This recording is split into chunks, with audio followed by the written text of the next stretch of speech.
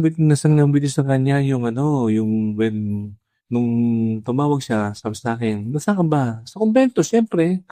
Dito? Oo, 'di sabi paranyahin naman yun. Yun, Okay, okay. nung healing mask, naku sinasabi ko sa'yo yung healing mask na yan talagang problema yan, eh. Maraming iskandalo diyan, eh. Ano yung masamang nanloloko talaga, eh.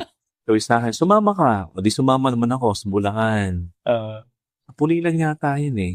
And then, punong-puno na 'to, 'di kami makarating kasi sa simbahan dahil yung mga streets puno. Wala kang naglakad na lang kami.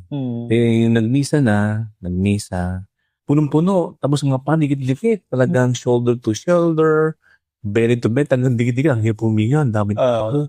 Tapos yung ano na, yung maghihiling na, may dinalang ano, mag-ina. Yung bata, isinilang na gulay. Yung bang parang tuwala, pag ginano mo, wala. Tapos di nakapagsalita. Yeah. And then, yung pinatok sa kanya yung bata, 2-year-old yun, eh. Tingnan nagsalita yun, oo. Nagsalita yung bata, tapos, yan mo yung bilang pumitik yung mga kasukasuan. Tapos, tumayo yung bata. Hindi mo nakapaglakad, eh. Tapos sabi, Mama. Nagsalita yung bata. Ay, may yung mga tao doon sa loob ng simbahan, eh. Punong-puno, bigla nagtakbo palabas, eh. Tapos kami na lang naiwan, eh.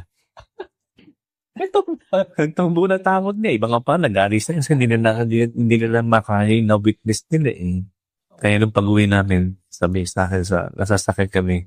Tahimik kami, kasi tahimik lang ako. Sabi niya, lumingiti siya, sabi, "Oh, Jo, naniniwala ka na?" "Oo nga, ano ba naman yung nakita ko doon? Ikaw talaga naman, ingat ka sa ganyang klaseng gift na yan. My goodness. Nakakatakot naman yan." Okay,